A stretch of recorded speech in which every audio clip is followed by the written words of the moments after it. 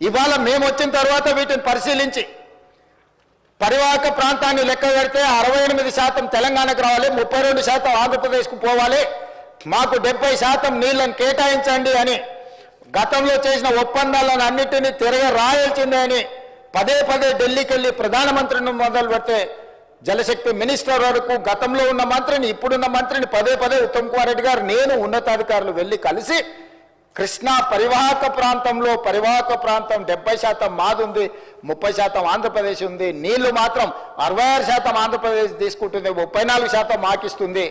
చంద్రశేఖరరావు గారు మా రైతాంగం పట్ల మరణ శాసనం రాసినారు, దీన్ని తిరగరాయండి తోడండి అని కొట్లాడి దాన్ని కేఆర్ఎంబీ నుంచే కాదు సుప్రీంకోర్టు వరకు కొట్లాడింది మేము కాదా అధ్యక్ష? మేం కష్టపడి కొట్లాడి నిరంతరం చేస్తుంటే మీ తప్పిదాలు ఎక్కడ బయట పడతావో అని చెప్పి ముందుకు ముందే ఎగబడి అబద్ధాలు చెప్పి ఎదురు దాడి చేసి ఎంతకాలం బతుకుతారు అధ్యక్ష? ఇవాళ నేను గుర్తు చేయదలుచుకున్న అధ్యక్ష, ఆనాడు తమరుగూడ శాసనసభ 2004లో డాక్టర్ వైఎస్ రాజశేఖర రెడ్డి గారు ముఖ్యమంత్రిగా ఉన్నప్పుడు కడప ఇన్ఛార్జ్ మినిస్టర్ ఎవరు అధ్యక్ష? కీర్తిశేషులు నాయన్ నరసింహారెడ్డి గారు కాదా? హరీష్ రావు గారు ఎమ్మెల్యే కాకున్నా మంత్రిగా రాజశేఖర రెడ్డి గారు మంత్రివర్గంలో చేరిన మాట వాస్తవం కాదా? రాజశేఖర రెడ్డి గారి ఆశీర్వాదంతో కేంద్రంలో మంత్రి అయింది చంద్రశేఖరరావు కాదా అధ్యక్ష?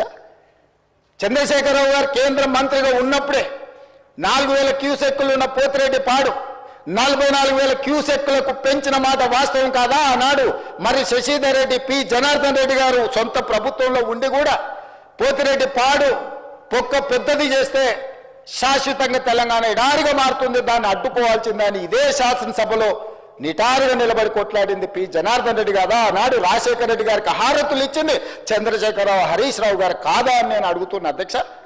ఆనాడు మంత్రివర్గంలో ఉన్న మీరు, ఆనాడు కడప జిల్లా ఇన్ఛార్జ్ మంత్రిగా ఉన్న నాయన్ నరసింహారెడ్డి గారు, మీరు శాశ్వతంగా తెలంగాణ హక్కులను తాకట్టు పెట్టి తెలంగాణ నిడారిగా మార్చి నా పాలమూరును, నల్లగొండను, రంగారెడ్డి జిల్లాను వలసల జిల్లాలుగా మార్చి ఫ్లోరైడ్ జిల్లాలుగా మార్చి ఈ రైతులను పొట్టన పెట్టుకున్నది మీరు కాదా? మీ నీతి, మీ జాతి తెలంగాణ సమాజం మర్చిపోయిందని మీరు అనుకుంటున్నారా? ఆనాడు మేము లేమా ఈ సభలలో? శాసనమండలిలో నేను లేనా? ఇడున్నోళ్ళు చాలామంది ఆనాడు శాసనసభ్యులు కాదా? శ్రీధర్ బాబు గారు, ఉత్తమ్ కుమార్ రెడ్డి గారు ఆనాడు ఈ సభలో లేరా? వెంకటరెడ్డి గారు లేరా? అధ్యక్ష, ఎవరిని మభ్యపెట్టాలని ఈరోజు మాట్లాడుతున్నారు అధ్యక్ష? ఉమ్మడి రాష్ట్రంలో రాజశేఖర రెడ్డి గారి మంత్రివర్గంలో రాజశేఖర రెడ్డి సహకారంతో కేంద్ర మంత్రివర్గంలో ఉన్న చంద్రశేఖరరావు, హరీష్ రావు గారు ఆనాడు అడ్డుకుని ఉంటే పోతిరెడ్డి పాడు పొక్క పెద్దదై ఉండేదా?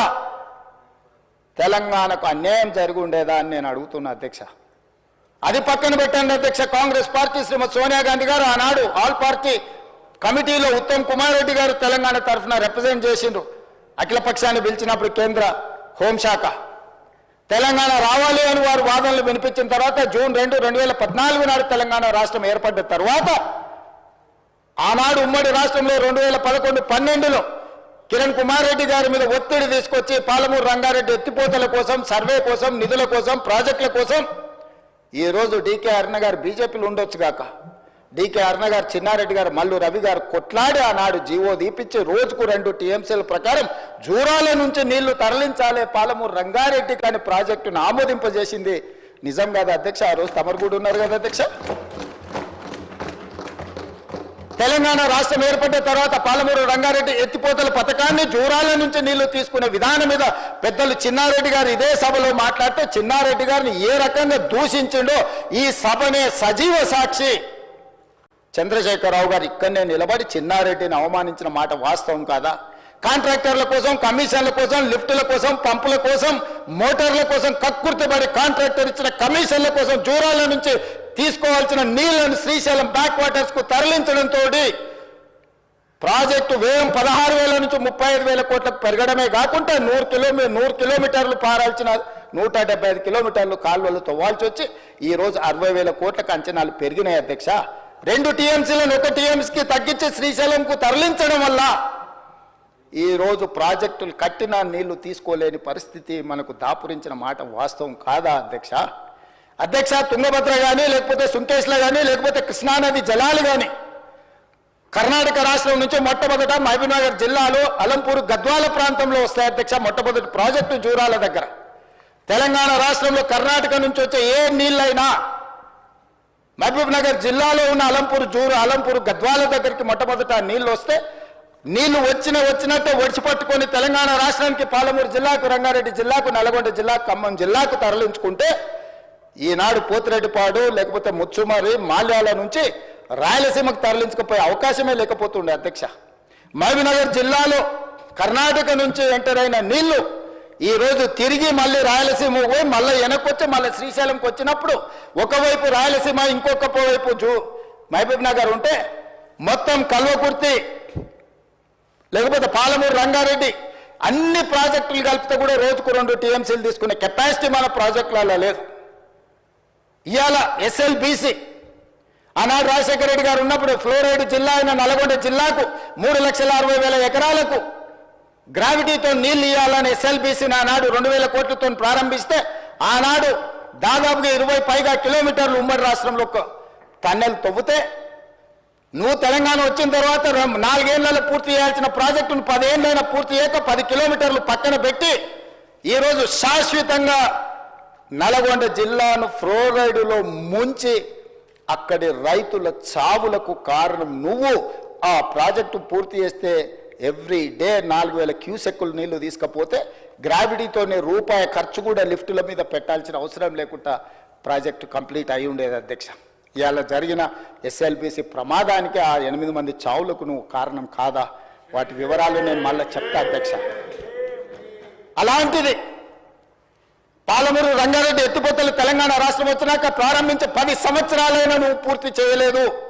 ఈనాడు చంద్రబాబు నాయుడు గారైనా ఆంధ్రప్రదేశ్ అయినా కేంద్రమైనా ఈ ప్రాజెక్టులను అడ్డుకుంటుంది అని అంటే ఈరోజు కృష్ణానది మీద నిర్మించిన ఉమ్మడి రాష్ట్రంలో ప్రారంభించిన కల్వకుర్తి కావచ్చు, ఉమ్మడి రాష్ట్రంలో అనుమతులు ఇచ్చిన పాలమూరు, రంగారెడ్డి ఎత్తిపోతలు కావచ్చు, ఉమ్మడి రాష్ట్రంలో అనుమతి వచ్చిన మక్తల్, నారాయణపేట, కొడంగల్ ప్రాజెక్టు కావచ్చు, భీమా కావచ్చు, నెట్టంపాడు కావచ్చు, కోల్చార్ కావచ్చు, శ్రీరామ్ సాగర్, ఇందిరాసాగర్ కావచ్చు, రాజీవ్ సాగర్ కావచ్చు, కృష్ణానది మీద పరివాహక ప్రాంతంలో నిర్మాణంలో ఉన్న ప్రాజెక్టులు 60 సంవత్సరాలు పైగా ఉమ్మడి రాష్ట్రంలో పూర్తి కాని ప్రాజెక్టులు 10 సంవత్సరాలు చంద్రశేఖరరావు గారు ముఖ్యమంత్రిగా ఉన్నప్పుడు ఈ రాష్ట్రంలో ఎందుకు పూర్తి చేయలేదు? దక్షిణ తెలంగాణ పట్ల కృష్ణానది జలాలను మా ప్రాంతానికి ఇవ్వకుండా వివక్ష చూపించి శాశ్వతంగా మా రైతాంగం జీవితాల మీద మరణ శాసనం రాసింది చంద్రశేఖరరావు కాదా అని నేను ఇక్కడ నుంచి అడుగుతున్నా అధ్యక్ష. ఇవాళ ప్రతిపక్ష నాయకుడు వచ్చి ఇక్కడ కూర్చుంటుంటే నేను అడిగేదానికి సమాధానం చెప్పాల్సి వస్తుందని ఈరోజు వారి ముఖం చాటేసింది అధ్యక్ష. అధ్యక్ష ఇప్పుడే లెక్కలు ఇచ్చిండ్రు అధ్యక్ష. చంద్రశేఖరరావు గారు ప్రతిపక్ష నాయకుడు అధ్యక్ష. ప్రతిపక్ష నాయకుడుగా ఇప్పటివరకు వారి శాసనసభకు వచ్చింది 2 సార్లు అధ్యక్ష. వారికి పోయిన డిసెంబర్ 23 నుంచి ఇప్పటి వరకు వారికి ఇచ్చిన జీతం అధ్యక్ష 57,84,124 రూపాయలు అధ్యక్ష. శాసనసభ్యుడిగా